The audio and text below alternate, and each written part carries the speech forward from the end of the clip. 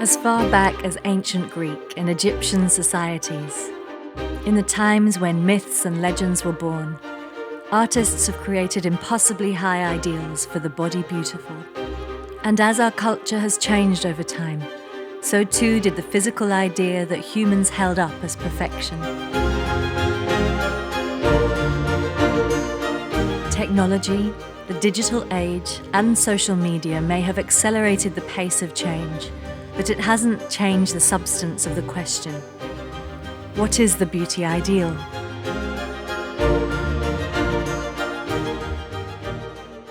The ancient Greeks invented the notion of the ideal body, using the human form as an object of sensory delight and as an expression of the intelligent mind.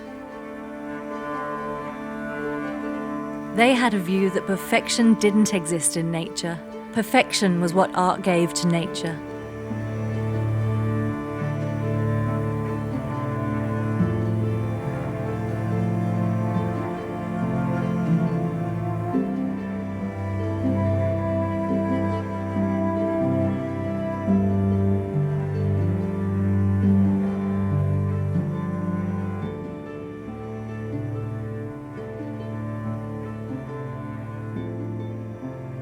The ancient Greeks revered naked, athletic, well-defined perfection, but knew this was unlikely to exist in the real world.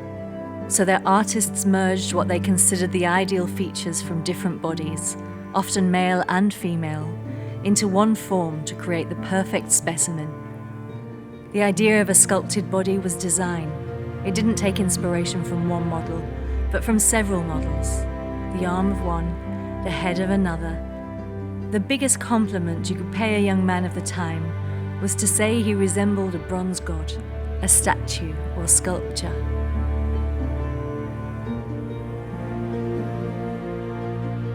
If there's one famous piece of ancient art which demonstrates this above all others, it must be the discus thrower, Discobolus, by Myron. Myron, who was active as far back in antiquity as 450 BC, is demonstrating that sculptors can be philosophers too, and he employs more symmetrical detail in his figures than any other sculptor of the time.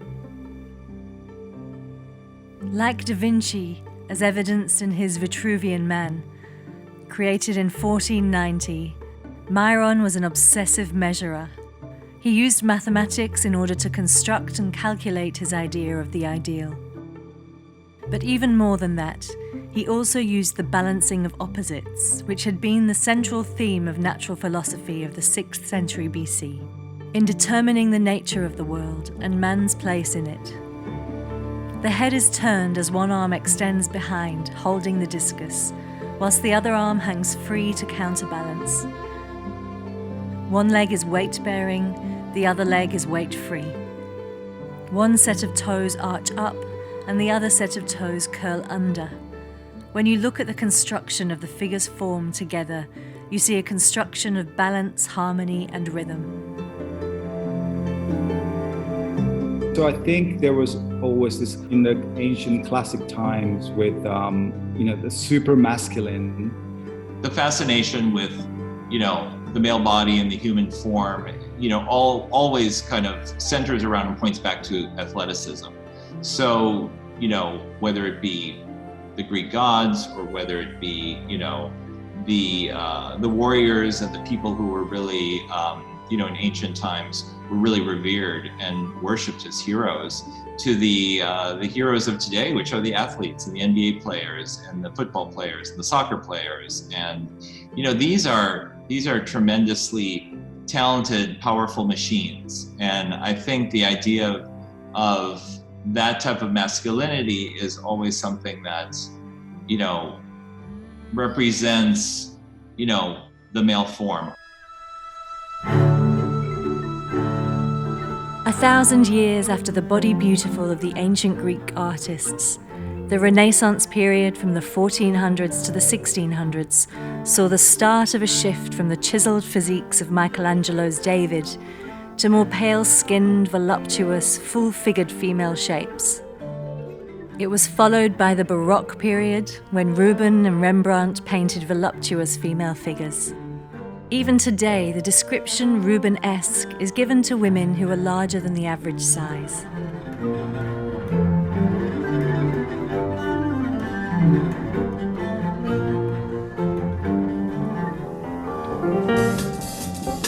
A few decades later came the 1920s flapper era of boyish looks and hidden curves, before the curvy feminine figure returned mid-century as the popular perfect body that women aspired to and men admired. In this era of Hollywood golden girls and voluptuous busty hourglass figures, style icons included Marilyn Monroe, Grace Kelly, and Elizabeth Taylor, who became stars and who continue to influence fashion today.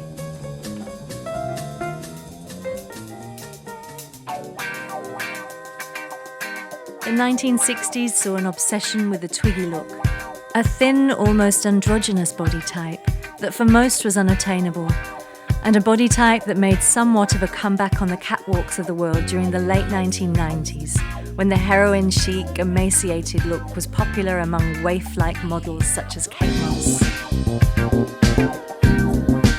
But it was the 1980s and 90s, the decade of the supermodel, that had many people, and not just women, questioning their body shape. It was the tall, slender female silhouettes of Linda, Naomi, Christy strutting on the catwalks and peering off the pages of magazines, as well as the buffed Adonis-like males of Marcus Schenkenberg and Tyson Beckford, who were depicted in the photo spreads and billboards of Bruce Weber, who brought a new focus on the physical ideal. I started in the late 80s, and it was the very beginning of the supermodel era. I remember Christy Turlington's first ever British Vogue cover, July 1986, by Patrick Marshall. I remember all these things, and you saw these girls, and Linda Evangelista being shot by Peter Lindbergh. They were just kind of reaching new heights, and they were becoming celebrities in their own right, whereas before the models had been nameless. And it was just such a special time. It was very creative, it was very collaborative, it was very exciting. It was pre-social media, obviously, so the magazines had such strength and they had such power because this is the only place that you could find these girls and see these amazing pictures. It was a liberation of sorts, so you were able to choose what suited you best. And in the middle of all of this, these creatures appeared. They kind of, appeared en masse. It's very strange because it's very hard to kind of pinpoint it, but all of a sudden they were just there and they were different. There was something, there was the Susie Parkers and Dovimas of the 50s and Lauren Hutton in the 70s and Twiggy and Jean Shrimpton and Verushka in the 60s, but there was nothing quite like this. For the first time in history, these models were bigger stars and celebrities than the best screen icons Hollywood could offer us. They're all the big stars of the world today, and that is what they do with the clothes, the way they move and everything. But people today want to know about those girls like people wanted to know about movie stars. Well, they've replaced movie stars in a way, have they not? In a way they do, because movie stars, they talk too much. They're like me, they talk too much.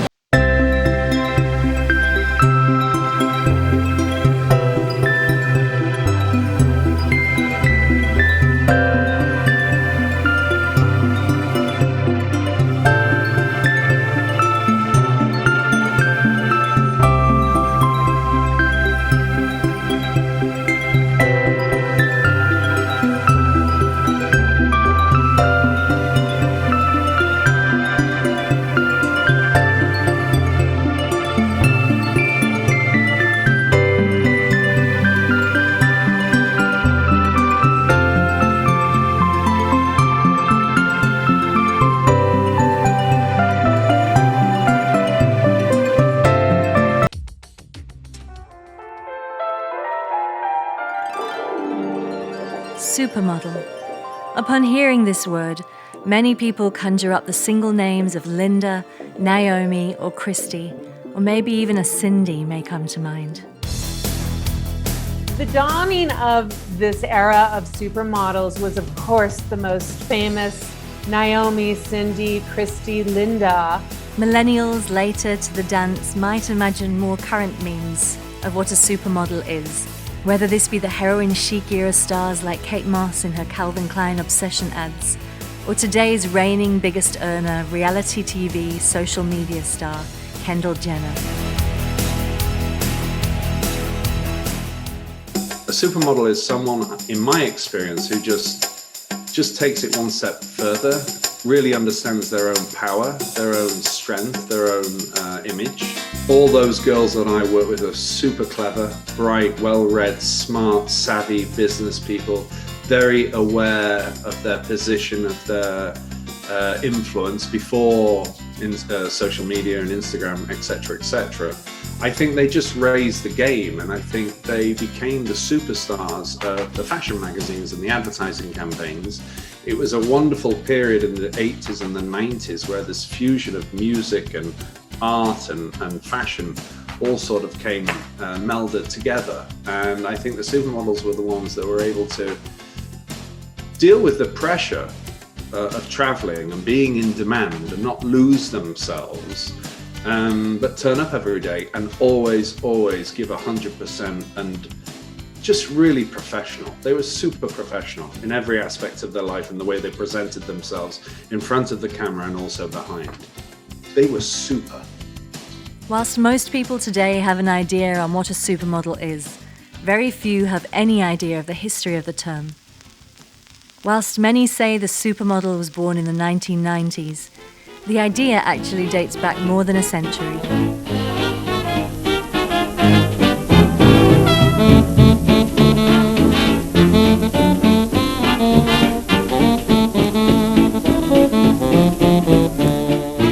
The idea of modelling dates back over 150 years to France, where the first recorded use of a model happened in Paris in 1853. Prominent Parisian designer Charles Frederick Worth first had the bold idea to show his clothes on a living person, as opposed to the wooden mannequins that were popular at the time.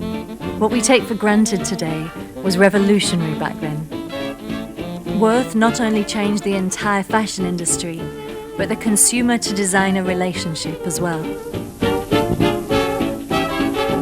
His wife, Marie Vernet Worth, has been described by historians as the world's first model.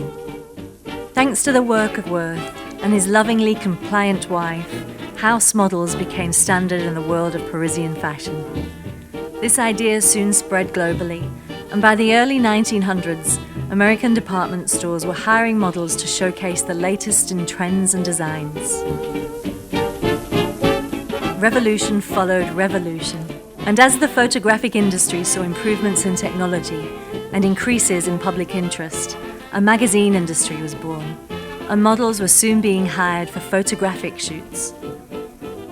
1856 had seen the publication of a 200-page book featuring photographs of the Countess of Castiglione in official court garb, but the founding of Harper's Bazaar in 1867 and Vogue in 1892 were monumental in the establishment of a genuine fashion industry.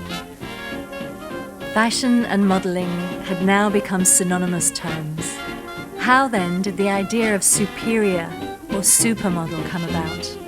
It was only in the 1940s when photographers began showcasing preferences for certain models over others, and writers began to describe girls as superior models or supermodels.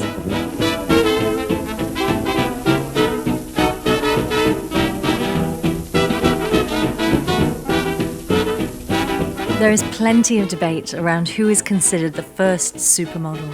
Anita Colby was referred to as a supermodel super movie saleswoman in a 1949 issue of Cosmopolitan. Susan Chu was also described as supermodel in Chinatown News in 1959. But the most widely agreed upon consensus names model Lisa Fonsegreaves as being the world's first supermodel.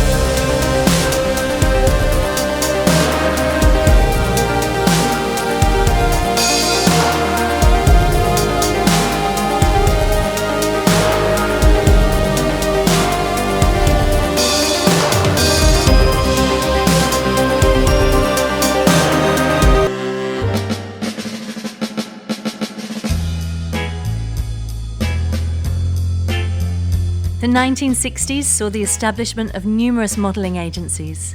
Not only did this formalise the career of the model, but it created an ease of innovation in the industry.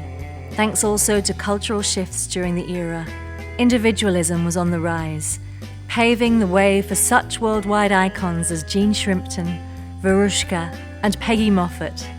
By being themselves, with their respective quirks, body types, and idiosyncrasies, these models and others redefined what a model could be, earning extremely high amounts whilst doing so.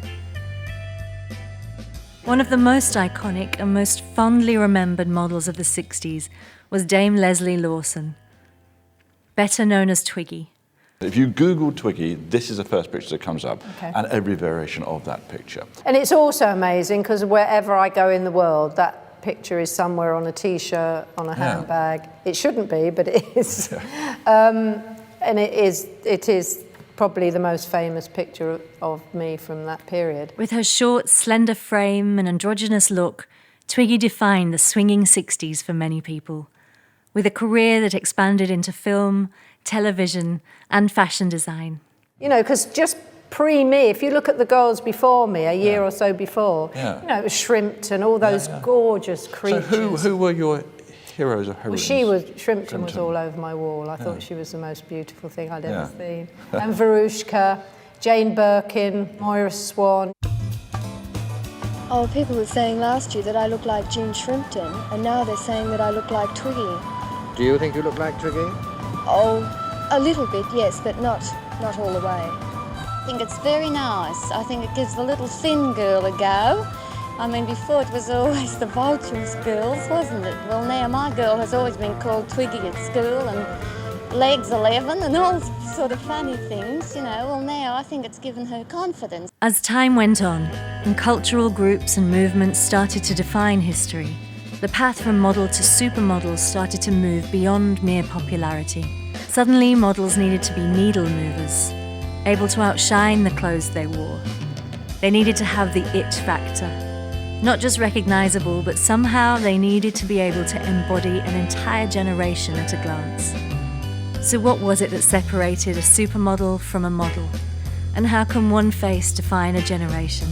These were no longer philosophical questions, but a genuine business hurdle, one that marketers struggled with, especially during the 1960s. Training for the day when heads will turn to look at them at an academy in Fulham, London, are some of Britain's models of the future. For this is one of the country's most up-to-date training schools for models and mannequins.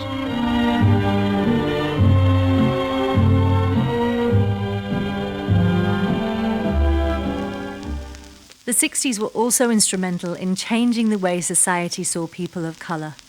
To a large extent, Caucasian models were the norm, and there was little diversity to be seen in the industry. But during this era of revolution and love, women of colour began to get satirican. Oh, c'était c'est beau ça, ça c'est une beauté. Dark beauty is a wonderland for those who do not have to live within it, she once said. Yeah, I guess, you know, she could actually recognize that being exotic wasn't enough, and she still was a girl that was a girl of color, and that it could be very, you know, unique to those, you know, because she had a lot of, when I met her, because I was never a fan of Danielle Luna. I didn't get it at all, but I was also young, and I was also like, you know, she had a lot of little gay guys around her, and they just thought she was the most, she was everything, and they fluttered around her like little, like, I don't know, fruit flies. I didn't see what they saw, but I understand what that statement could mean. You know, those who find you so much like that in an exotic way and find you so beautiful, but just to live that person is not so easy. Donnie Yale's father was an abusive alcoholic. After her mother shot him to death, the pain of this family catastrophe must have mixed uneasily with being an object of rarefication.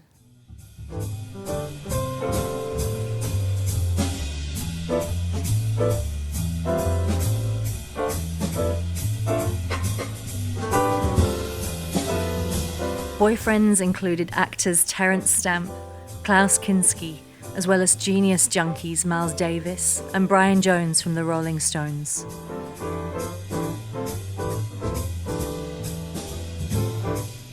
Donielle tellingly described her experience with LSD as a reminder to her that she was capable of loving and being loved. She was swiftly, however, introduced to more damaging drugs and stellar company containing those with psychological problems of their own. Her career as a human artwork flourished for a while. In 1966, she became the first black woman on the cover of British Vogue, photographed by David Bailey. But she died tragically in 1979 from a heroin overdose. Luna paved the way for such well-known names as Naomi Sims, who was the first lady of colour to grace the cover of Ladies' Home Journal, as well as Life magazine. And in the 70s, Beverly Johnson became the first black model on the cover of American Vogue, and later French Elle. But it was in 1973 that a landmark event occurred that would change the balance of fashion forever, known as the Battle for Versailles.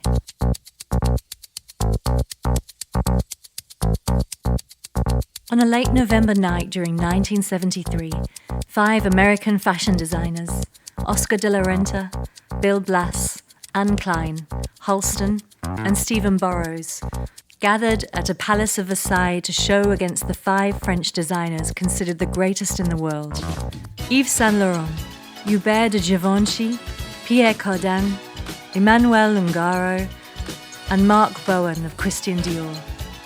The star-studded room included everyone from Andy Warhol to Josephine Baker and the Princess Grace of Monaco. While the French came with their elaborate sets, the Americans arrived with Liza Minnelli and 36 models in tow. Oh my God, who doesn't want to be in show business and work with Liza Minnelli as a chorus girl? I mean, you gotta hoof it in the back, but you're still there, you know? Some of the girls had never been off 7th Avenue. They'd never been to Paris. And it was like all the girls that you would never see in your life were the saviors of American fashion.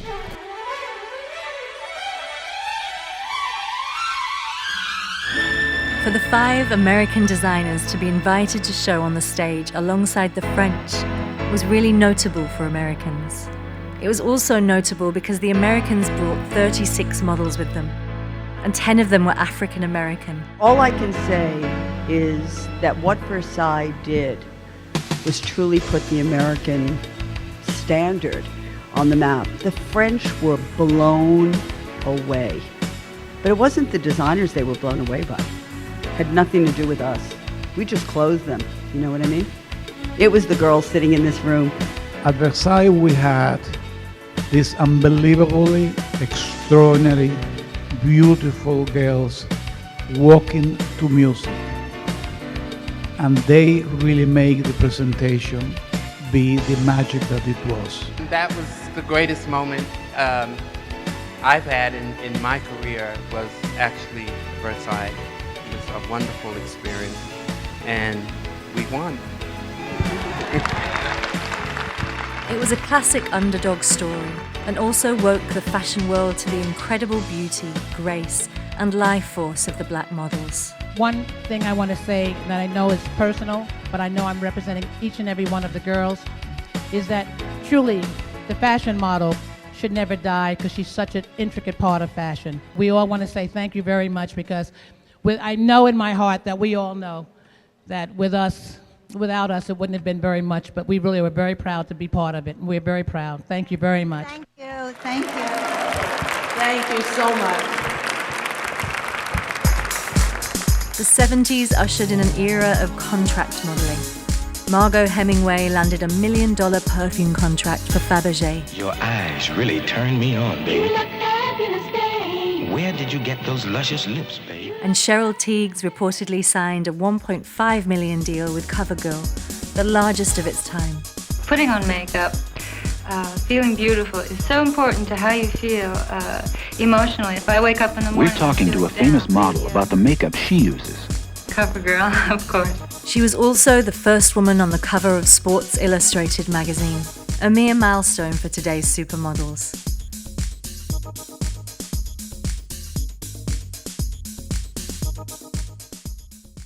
When I came to the United States, everybody thought I was a royalty. They said, she's a princess and all that. And I remember meeting Diana Vreeland on my second day. And she was like, now that is a neck. And I was like, she's crazy.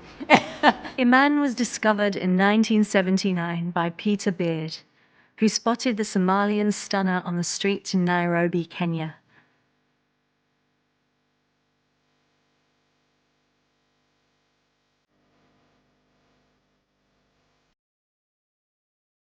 She moved to the USA and her first job was with American Vogue. Iman is a bestie of mine. I've known her since she first came to this country in America. So, I was when she calls me her because I embraced her at a moment that was a little bit difficult for her. And she calls me her Statue of Liberty. When she wrote her book, that's what she refers to me as, her Statue of Liberty. First person that was really kind to her and gave her a welcoming hand. I met Iman through Beth Ann, and over the years, she's always been like a big sister. And then, having a chance to work with her late great husband, that was amazing. He used to crack me up. We used to just joke and just, the little bit that I get to be in her life is kind of cool because she is a legend, and always will be. And, I feel like the industry doesn't give her as much props as she deserves, which she's the holy grail. Her, Beth Ann are really, truly the holy grail, and they're just so powerful. And I remember seeing her as a kid, like in the 70s in magazines, like, wow, who is this amazing woman? Like, I want a wife like that, So it's very powerful to see these women. She quickly rose to supermodel status and became a favorite of many designers and photographers. Yves Saint Laurent once described her as his dream woman. Yves Saint Laurent asked me to be his muse one season. It was a couture season. My God, this is an opportunity to work with a master. And I immediately said yes to it without understanding what it entailed. I get there and they give me a white lab coat, silky pantyhose with a seam at the back, a black stiletto, underwear off, bra off, put the coat on and wait. And waited. And then all of a sudden I was ushered into his studio. And I was standing 12 hours a day. It was the most difficult job I've ever done. But what I've experienced was something I've never experienced in the fashion industry, which was fabrics from bolts of fabric being created around my body and cut on my body to create this couture collection. When he finished the collection, he called it the African Queen. It was just brilliant. She would later marry with David Bowie, become a successful entrepreneur and philanthropist/activist. There are people who just come to the earth that just meant to do. It's the destiny. It's their actual destiny. They come here to actually be successful, and they will be because of who they are. It's like having all of the chromosomes in your system that all comes together to makes it all work. No matter what journey they go through, no matter if they go peak like this, they come up because they're meant to. And they save themselves from themselves because they're real deal. And she has a mind. If she works on something, and look, it just comes together. I'm sure other people do the same thing. Nothing comes together. But in her case, it does. It did. It's a unique character. A beauty it could be. She's sophisticated in that way. But she's strong, she's tough, and she knows what she wants, and she goes after things.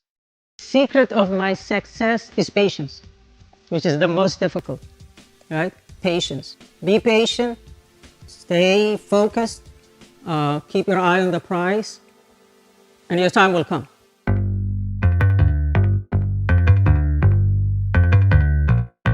It was a Peter Lindbergh photograph that changed fashion. The German photographer sparked a phenomenon with a shot in American Vogue in August 1988 of a group of rising models in white shirts on the beach. Then in January 1990 came his British Vogue cover, featuring a black and white tableau of the original single moniker models, Linda, Naomi, Cindy, Tatiana, and Christy. That was January 92 for British Vogue.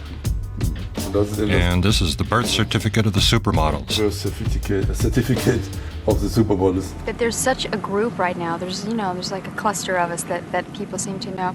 But I think that, and we talked about this before a little bit, that models are glamorous right now when no one else, a lot of people sort of shun glamour for a while, and models still are glamorous because that's what we do. And that's what people, it's because sometimes people don't have that in their life, so they want to look at it and they want to see it. So it was the late 80s, and all of a sudden we noticed in the industry something different was happening. The really good models that were working all the time were selling out on magazines and product and things, and suddenly they were being known by just one name, Cindy and Linda. And so it became the era of the supermodels, just going from the late 80s into the 90s. And for me at the time, I was running Elite London and Paris as the head booker. So it was a brilliant time to be in the industry. Every campaign, every fashion show, they were the muses for almost every photographer. And if you look back on the careers of, for example, Linda Evangelista, Christy Turlington, or Naomi, they were all used in virtually every designer campaign, every fashion show they opened or closed it, one of them did. It was very much about collaboration. You know, it did become like the same 9 or 10 girls that were in all the best fashion shows. They were in, you know, all the Vogues across the world. They were being shot by the same 8 or 10 photographers. But because of that, they built amazing relationships. It was very much about, you know, collaborating creatively. And, you know, you knew that Peter Lindbergh and Linda Evangelista together was just going to be an amazing hit team. You knew that was going to be fantastic. And these girls were extraordinary models. They weren't just the most beautiful. They were also incredibly good at what they did. And I think that made a huge difference.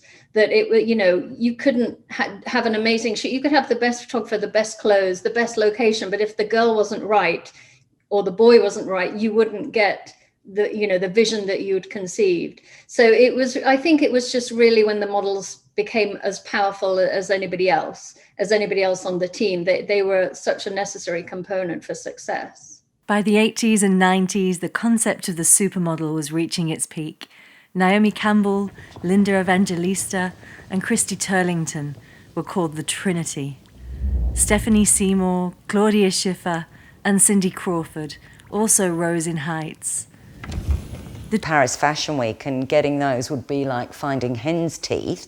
And I said, you know, it's just going to be impossible. So I said, what a brilliant idea. David and I both thought it was an extraordinary idea.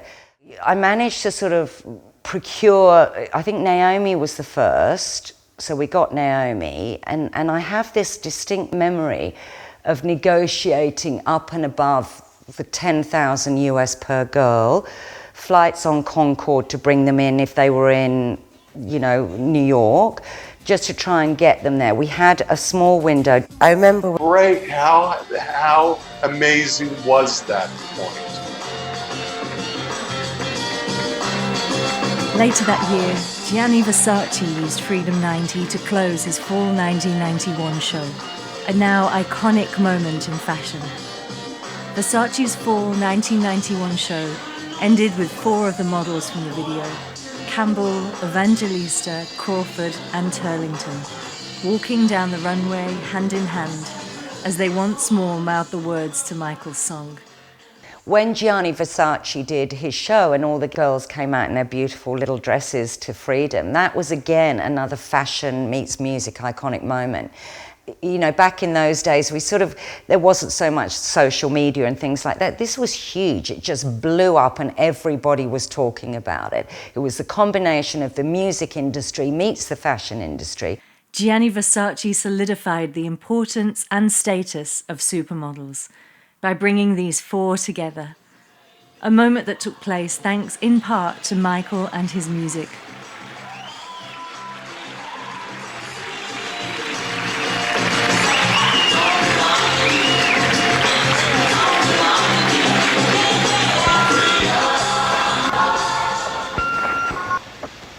Press bothers me. Press? Yeah, the tabloids, like the gossip.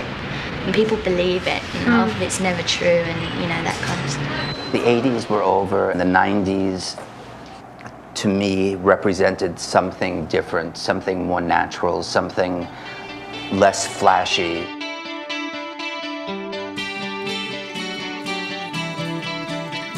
Later in the 90s, and with the arrival of Kate Moss and the more growing popularity of grunge, heroin chic outpaced the more refined virtues of the Big Six.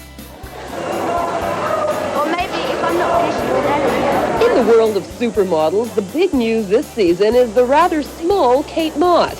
Her little girl prepubescent image is a big change from the taller, curvier models who dominated the catwalks over the past few years. What do you think about doing this? They're all taller than you, for one thing.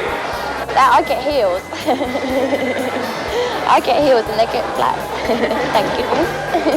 When Kate Moss shot to stellar stardom, it was widely agreed that fashion hadn't produced anything quite like her since the days of Twiggy, and nor was it ever likely to again, at least not for another 20 or so years. But now the fashion business has once again donned its suit of political incorrectness.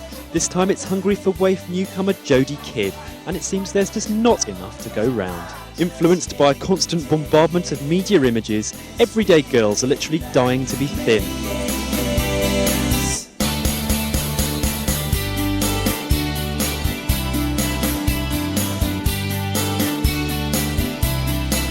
She's got that something, that look of natural beauty or something.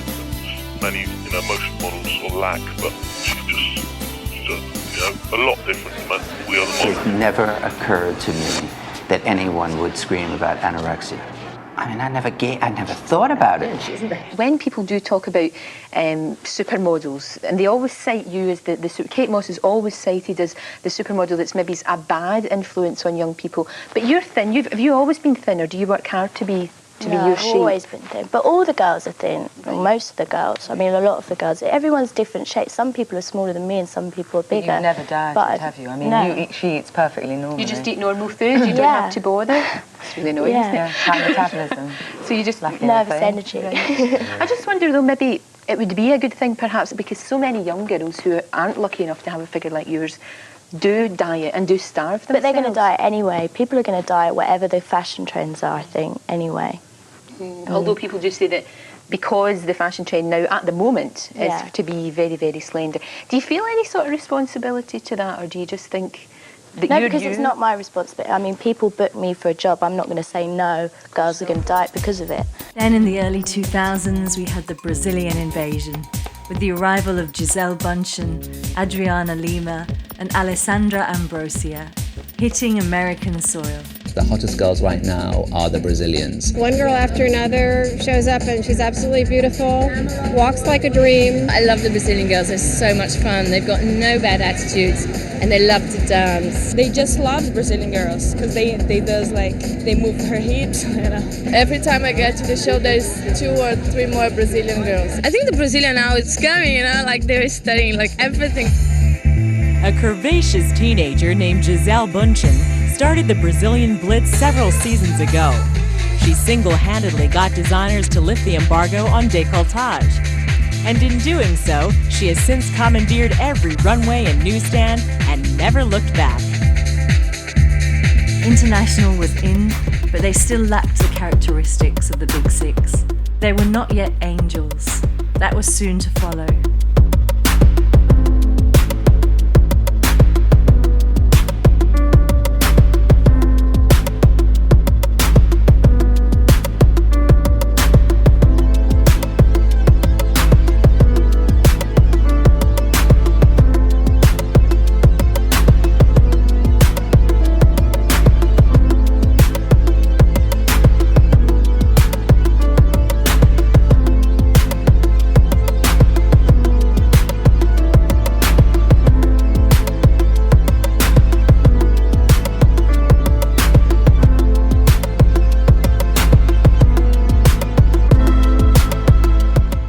Launched in 1995, the VS annual show was a global phenomenon. The show happened every year in locations including London, Paris, Shanghai, and LA, with legions of the world's biggest supermodels wearing incredible show-stopping, flesh-bearing lingerie in a $12 million runway spectacular.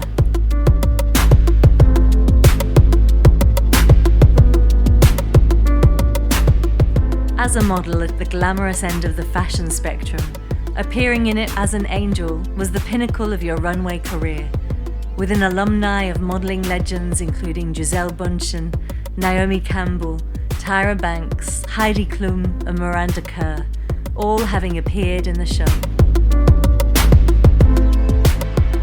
The show launched in 1995 and was at once a major pop culture event, drawing millions of viewers each year.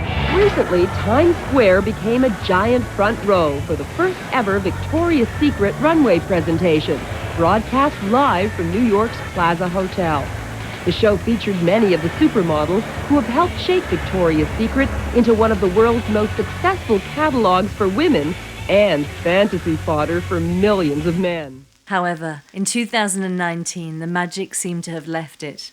It had its lowest ratings ever and drew criticism that it was sexist, outdated, and lacked diversity. Victoria's Secret announced that it had cancelled its annual fashion show amid dwindling sales, the lowest ever television ratings, multiple scandals, and rising criticism of the company L brands as well as the event. Perhaps there is a particular look or rare level of beauty that sets one girl apart as a supermodel from the others, but when we study who was the official model of the year from 1994 to 2019, the industry itself's benchmark, we see that the ideal pinnacle of beauty changed each and every year. Unlike in elite sports, no one model has ever been able to dominate year after year. Perhaps the idea of beauty is as ephemeral as the zeitgeist. Just to show how fragile life at the top is, the Buddhists have a word for it, anicca. It means impermanence and how things always change. More than anything, aside from the genetic beatitudes that have been bestowed upon them, they're also very hardworking people. They are extremely dedicated to their craft. They become part of a conversation. The ideology that they follow is not, okay, I'm going to show up on a shoot and be this and that. They want to be part of the creative process, and I think the reason they have the ability to last and be part of our conversation still 30 years later is because of that, because of this dedication and this ability to realize that they wanted control of how they were perceived.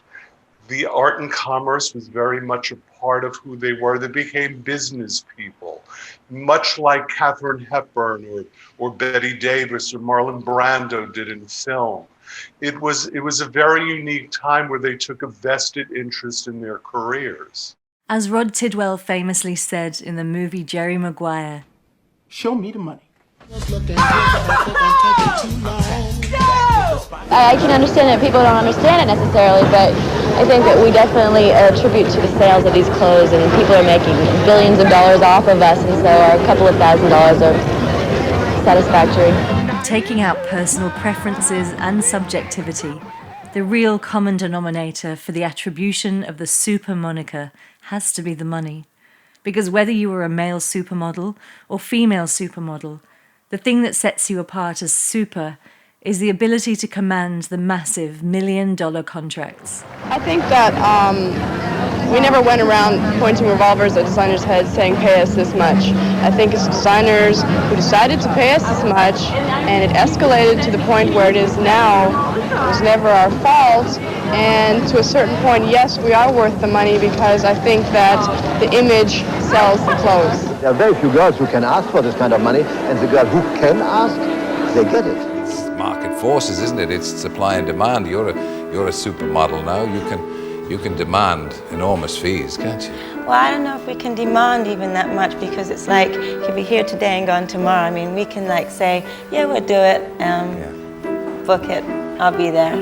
According to Fashion Folklore, their highest recorded fees include Christy Turlington's $3 million contract with Calvin Klein, and one signed by Claudia Schiffer, who at the peak of her reign was the face of Chanel for one full year, earning $15 million. Gessler and her Chanel campaign is the new girl in the world, it seems to be, because all the newspapers, everybody want to talk about, make interviews, make TVs with her. So there must be something. If not, the people wouldn't be around. I have nothing to do with that. It's all hers. Huh? You read about it that a model gets $20,000 to walk down a runway, or 15 or 10, whatever it is, and you think, Jesus, like, you know, what are they doing? They're just walking. I mean, why should anybody pay anybody for that? You can't always tell at a good collection what a model does. You can sure tell at a bad collection what a model does. You put a gunny sack of galoshes on Naomi and she comes walking down a runway, and you understand why a model gets paid. I mean, the dress doesn't come with those hips. There's just those standouts, you know, that you just kind of, you know, gravitate to. And I think, you know, I remember the first time, you know, working and seeing, you know, Iman, you know, and working with her early in our career. And you know, it's just like the first time, you know, Linda walks in the studio. You know, it's the first time Iman walks in. I remember the first time with Naomi, you know, and she was maybe 17 or 18. We shot her for the first time. Let's take a closer look at the Big Six.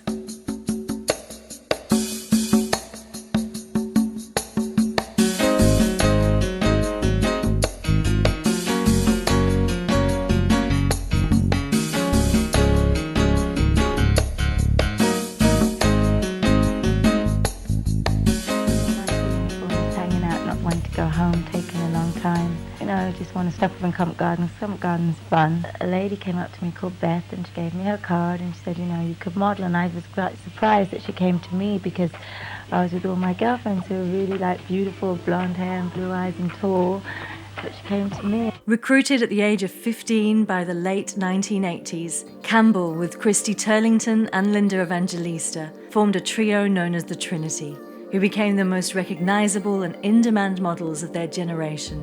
For me, Naomi Campbell is just one of the most extraordinary. She's like a Black Panther. She has this sinewy, fabulous body. Her face is just like a goddess. Her and the camera just have this symbiotic relationship that is second to none. And watching her work, I had the great opportunity of seeing her shoot a French Vogue cover and main fashion with Patrick de Marchelier, a very well-known photographer. And just seeing her, she had a string of pearls, I remember, around her neck, and she was wearing Chanel, and just flicking these pearls around. I was just enthralled to watch her. And you can see then what makes her a supermodel. Naomi is absolutely brilliant, creative, innovative, cheeky, funny, an amazing mover. She's brilliant. She's a natural born superstar. No question. Naomi Campbell is an anomaly. She's not somebody who's come along in life. You know, I was, you know, my expression about her, and she, you know, this is written all over anything that anyone wants to say about me and Naomi, is I call her my Buffalo Soldier. She was fighting on arrival, fighting for survival. She's that girl. And I think that she basically is so unique in who she is, you know, so she's just destined. There are people who just come to the earth that's just meant to do.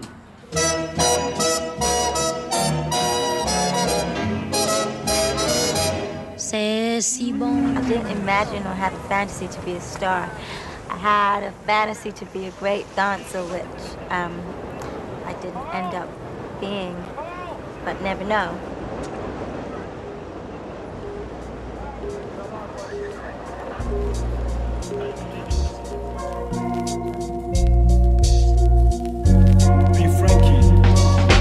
The walk of Naomi Campbell, again, second to none. She has this ability to make everything move from the hips down, and it's just basically sex on legs. I think that's the way I would describe her. Naomi will be modeling, or will go down the runway when she's 75 years old. Mark my words. You heard it first. Here.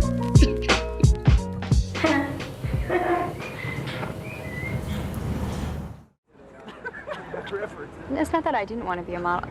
I mean, it's not like I didn't want to be a model, it's just I never thought about being a model. I thought about being a, you know, first woman president or a doctor or, you know, like... After finishing high school, Crawford moved to New York City from Chicago, and in 1986, she signed with Elite. Cindy Crawford was Miss America, Miss USA. She was very glamorous, and I think it was always a challenge to make her editorial. She never wanted to get rid of her mole, which I think obviously now, in hindsight, was one of the best moves she could have made. But I think the challenge with her, Stephen Meisel, another very famous photographer, one of my personal favourite at the time, always felt he struggled to make her very editorial, and yet she was. She was extraordinarily bright as well. So she was your sort of serious Miss USA. You know, she was very professional, very on point at all times. Also one of the loveliest girls around.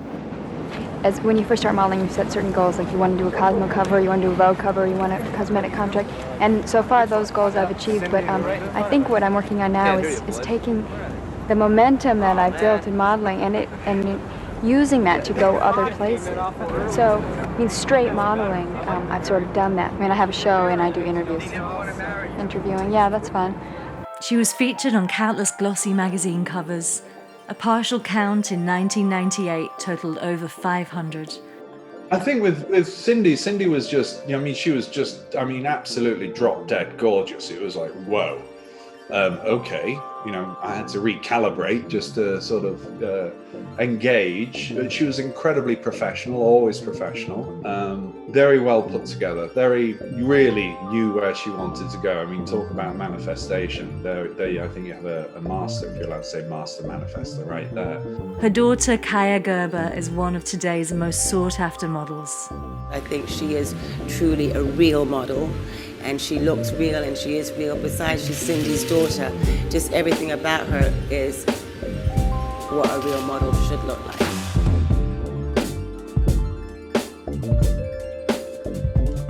Can you get a shot at it there? Laura, there you are. Gary, get your hands off that magazine. There you are. There she is on Cosmo. She is one of the most in-demand models of the world. A little something for yourself. Please welcome Christy Turlington. I don't know, it's a funny thing too. I mean, fashion is quite a ridiculous thing in the realm of the whole, you know, the whole picture, but I don't know, people take it very seriously, which I find amusing. In 2008, casting agent James Scully said Turlington was the greatest model of all time. He added, "You could combine every model to this day into one person, and they wouldn't come close. Sorry, girls." She's like incredibly nice, professional, and she's intelligent and all of that, but really it's because she's so incredibly ravishing.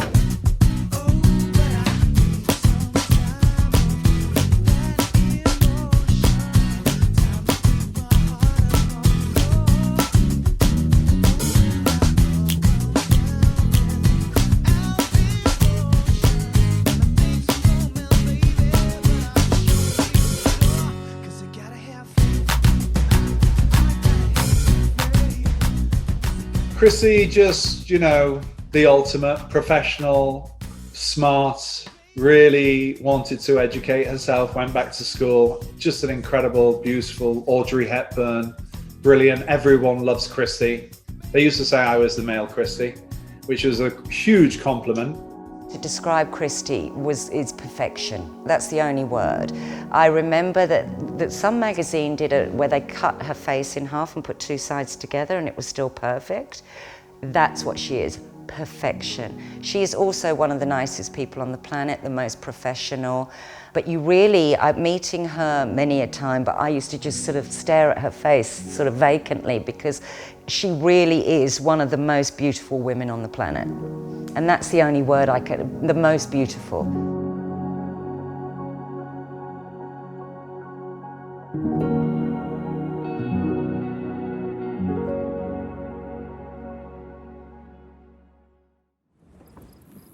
She's magical. She's definitely a magical person. Born in Croydon, South London, Kate was discovered at 14 years old while walking through an airport. My dad worked for Pan Am, and we were on standby for like 3 days. We'd slept in the airport. Eventually, we got on the plane. It was the same plane as my agent. Her brother came up and asked me if I'd ever thought about modelling, and I was 14, so obviously I hadn't thought about anything.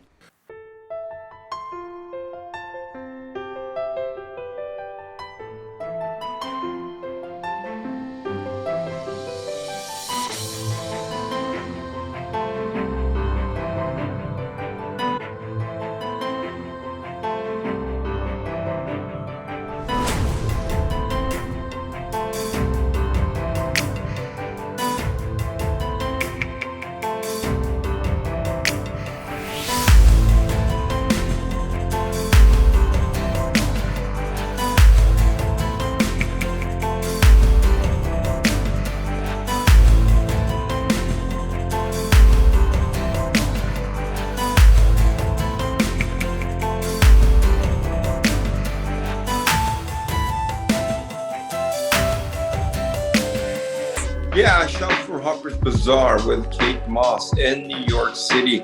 I think he wasn't super famous yet, but we were all over the subway in New York City, and I remember wearing these weird glasses, and Kate was kind of a little bit shy and quiet, you know, but we were just running around New York City in the subway and whatnot, and the photographer was just clicking away, and pictures came out nice.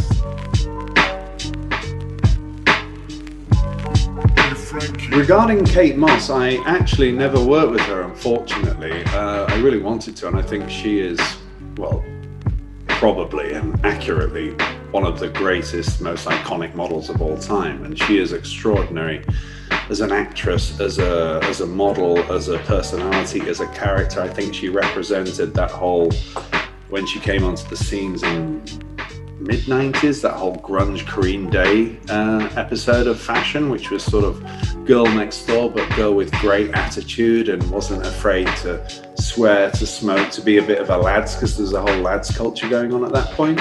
I never had the pleasure of working with her. I did actually meet her once at Claridge's and was introduced to her by a lovely hairdresser called Ray Allington, who sadly is no longer with us now. And he introduced me with such gusto and enthusiasm, and she kind of took one look at me and then just took a drag of a cigarette and ignored me completely. So it wasn't meant to be, Kate and I. But she is, you know, phenomenal in what she's done, and the influence and the power, and you can't not love Kate Moss. Well, I'm famously known as turning Kate Moss down. She was working with a photographer called Corinne Day, who was originally a model with us. And Corinne shot her in some photographs on a beach with an Indian headdress on, topless. And she was 5'7" at a push, Kate. And it was the time of the Uber model. Everyone was 5'9" and athletic and aggressive looking. And then Corinne came in with this girl who was 5'7" and all sort of skinny and demure and unusually wearing an Indian headdress in the ocean. And I was like, I understand, but I don't really. And I showed Carol, who owned Elite London, and I said, what do you think? And she said, no, it could be too difficult to push. I think it's a no. There you go. I've had a long career. I think it has to do with the people I work with. I'm professional, I'm on time, and I change for them. But I change for me, and maybe that's got a lot to do with my staying power, I guess. The Canadian-born model was discovered by Elite Modeling Agency when she was just 16 years old. Her career took off when it was suggested by French hairstylist Julien Dice that she cut her tresses into a short gamine cut. The hairstyle eventually became known as the Linda. Linda Evangelista, the great Linda Evangelista, amazing soul, always willing to help. I mean, like I said, the first time I met her was in Milan, and she helped me kick my nerves out the door and you know, helped me to embark on being such a good runway model. Just amazing soul, just, you know. Linda Evangelista, my personal favorite, was always the supermodel. She was the epitome of the best model in the world. She was changing her looks every 5 minutes and rocking them, and really starting movements every time she cut her hair or she wore something. And she was just the iconic fashion model's favorite model. She really was. Every girl you'd ever speak to would say, I would want to be like Linda Evangelista. It was amazing having them walk into the studio in the morning. You know, like Linda would walk in, and I mean, Charles and I are very into narratives, and we're kind of known as storytellers with a lot of the campaigns that we work on. And Linda just loved that. I mean, if she walked in and you said, okay, today you are, this is who you are, this is what, you know, this is what you need to emote during the photos. She just absolutely loved that. I'm not the same with each photographer. When I go to work with a particular photographer, I bring the person he wants me to be. I don't just bring me, myself. There would be no need to work with different photographers. I could just work with one if I was just going to bring myself. Linda is just awesome too, almost like a tomboy. She and I were like best mates. Great sense of humor, Canadian accordion player. Probably the best model I ever saw as far as working and as far as creating characters and images and stillness, like you know, like a superstar, like a silent movie queen, like Sophia Loren as a young woman, you know, just amazingly expressive.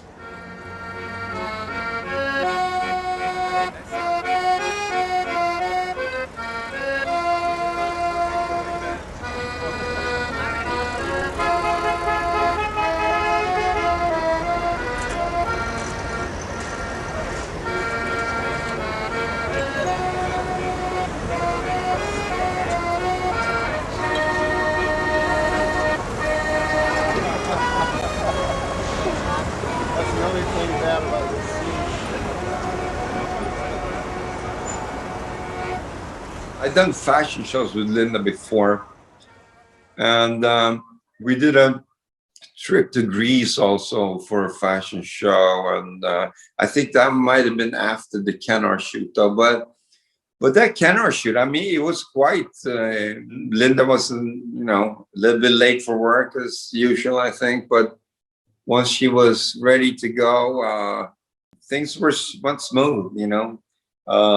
The little monkey Jessie was in a great mood and ready to rock and pose, and so it was fun, exciting shoot, and also to work with Linda.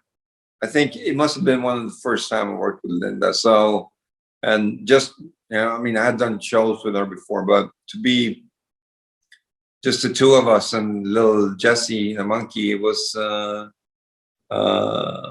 exciting. And, you know, she was such a big star. In 1991, it was rumored that the fashion house Lanvin paid Evangelista $20,000 to walk in their haute couture show for the spring-summer season, an amount that was considered excessive. I'm difficult, okay? I know you are. She could be a little tricky, but you know, as the agent, you're very much in the inner circle, so you were dealing with and talking to these girls every day. So they were pretty much very professional, and they'd have to work so hard. They were never on the ground for more than, you know, 24 hours, and they were on another flight somewhere else where they'd have to turn up looking and being fabulous. And it was very demanding. They'd work pretty much 7 days a week. They were so in demand, we were even trying to find night shoots to put them in if they could deal with it. There's a sort of tabloid element to the coverage, isn't there? That they're quoting friends, you know, unacknowledged friends, saying, well, that quote about the clock ticking and so on. I mean... Of course it's ticking, and of course once you're on the top, where are you going to go? There's nowhere to go after you're at the top. I'm not stupid, and I'm not worried. I've done everything I wanted to do. I've gotten everything I wanted to get, and I'm not bitter. I had a really good time, and I'm still going.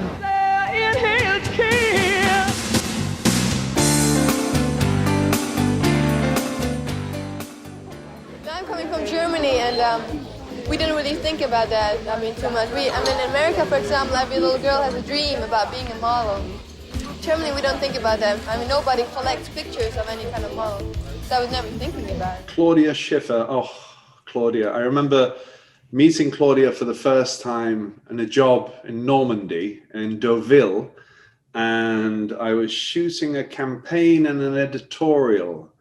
And the editorial was with Peter Lindbergh, the campaign was with Pamela Hansen.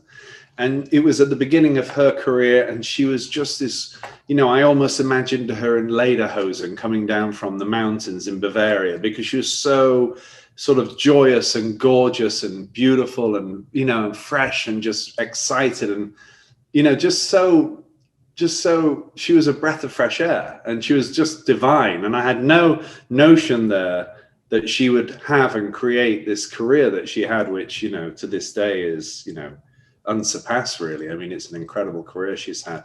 Claudia, for me, was, again, she came to fame with she did the Guess campaign, I think was what really pivoted her into the big time. I don't think it hit her yet until she started to see the pictures in all the magazines in Europe, in America, and then people started to recognize her and see her. I remember I was in New York and it was on the weekend, and I didn't have any makeup on whatsoever. I was just wearing a pair of jeans, like nothing special, and I was going in the elevator into a building to see a friend, and somebody said to me, "Aren't you Claudia Schiffer, the Guess jeans girl?" And I thought I was going to die. You know, she was a business. She was like Cindy Crawford. She was a businesswoman. She knew where she was going. She knew her value, and she had good people around her who exploited that beautifully for her. Claudia I met quite a few times through her Paris agent when I was living there. And Claudia was one of those girls that without makeup, you really didn't see what she could be. Once they put makeup on her, she came alive. She was also one of the sexiest women that you've ever seen once they put makeup on. Without makeup, she was just quite her face just took makeup. I can't describe how different it made her. And she could do any look as well, depending on the makeup they put on her.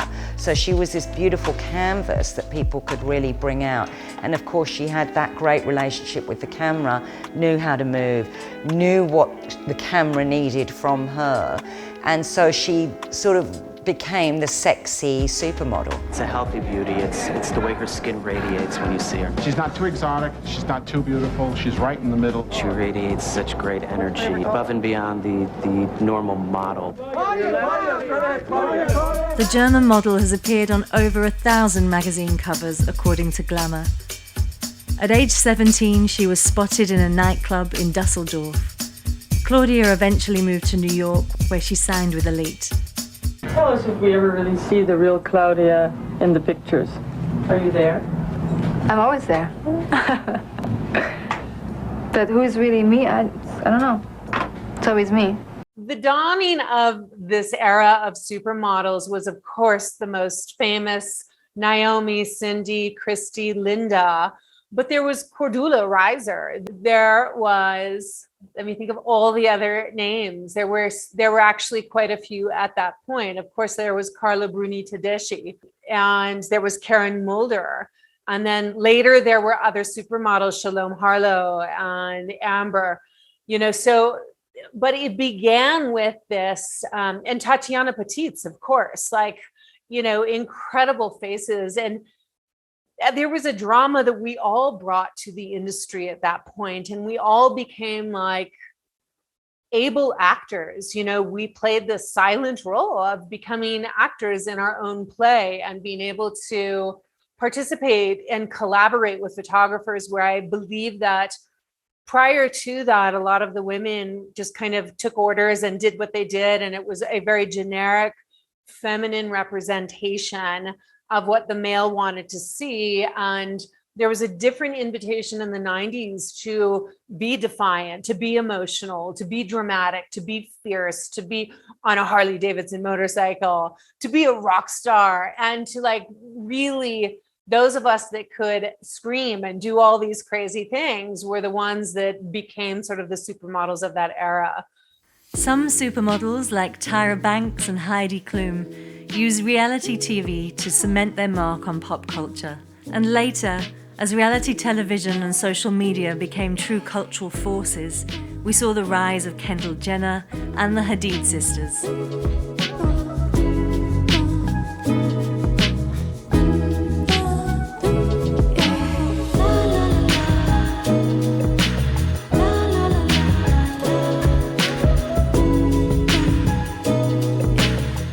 Today, the biggest defining factor for a supermodel is not the amount of magazine covers they grace or their IMDb page.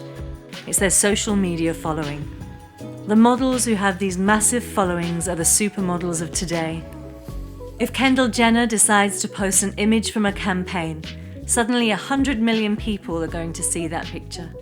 You can see how models like that can command much bigger salaries. It's not part of my contract that I need to have social media, but they definitely appreciate every client that I work with. They definitely like look at you and they're like, okay, she has a lot of followers, so we want to do the campaign with her. So it helps you get jobs. I actually now see it almost as a form of medium for work. Fun as it is, I also try and put some time in when I'm on my downtime for work and engage in it in that way. Sometimes it feels like a burden. Sometimes you feel the obligation that you have to post consistently, even when you're living your life. You have a million things day to day that are going on. It's almost like homework sometimes, it feels like. My thoughts on the supermodel back in the day and the original supermodels and the supermodels of today, it's so different. Obviously social media has made a huge difference. My feeling was the supermodels back in the 90s, it was this phenomena. We didn't have the social media accounts and followings, and therefore it was slower for these girls to get out there and become famous. And when they did, it was like a supernova. It was everything collided, fashion, music, the model industry, all collided to create this wonderful phenomenon. The supermodels of today, it's a different kind of phenomena. For me, Kendall Jenner is the phenomena of the Kardashians, and maybe a combination of reality TV meets the model industry rather than fashion. I think then fashion comes in afterwards. At the end of the day, we're all trying to sell product, and it was whatever sold product that then became the phenomena. Hello everyone, it's Dixie and Charlie. Welcome to whoever's YouTube channel this clip makes it into. We have no idea, but we are both here and ready for YouTube. Today, the supermodel archetype has shifted yet again. No longer just defined by magazine covers and big brand campaigns. Today's supermodel walks the runway, bumps elbows with the elite, and also runs an entrepreneurial empire, all while documenting her life on social media to an audience of millions. This is a story about a time I almost accidentally walked out on an Alexander McQueen runway naked. Lately, although the transition has been slow, prerequisites for her weight, colour, and gender identity, and her attitude are starting to crack wide open. A whole new era beckons. She has evolved and is evolving into an altogether new era of iconography. And although her role and her title may change, her impact is unlikely to waver.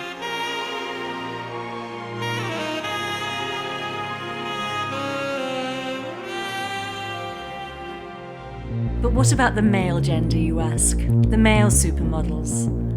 With the backing of blue-chip clients, key photographers, and legions of admirers and followers on Instagram, today's top-tier male models are at the forefront of fashion.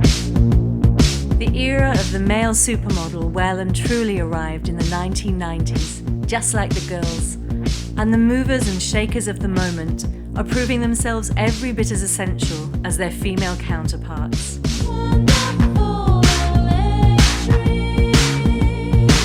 We have taken you around the world to meet the most beautiful models, but now women are asking, one of them next to me, where are the great-looking guys? From the daily call sheets of photographers like Steven Meisel, Mario Testino, Nick Knight, Merton Marcus, Bruce Weber, and Stephen Klein, to ads for mega brands like Prada, Burberry, Calvin Klein, and Versace, male models are making their presence felt. Finding the perfect balance between edgy editorials and coveted contracts is what makes stars. But holding the interest of major brands over a length of time solidifies careers. In a competitive market, flooded with hundreds, the guys who matter are the ones who bring something extra to the table. So now, having framed the conversation around what it means to be a supermodel, we explore the changes and movements that paved the way for the male supermodel, the revolutions of the remarkable decade that was the 1990s. The music, television, technology, and how one photographer in particular almost single-handedly changed our concept of the ideal of masculinity. In 1990s, rise of the male supermodel.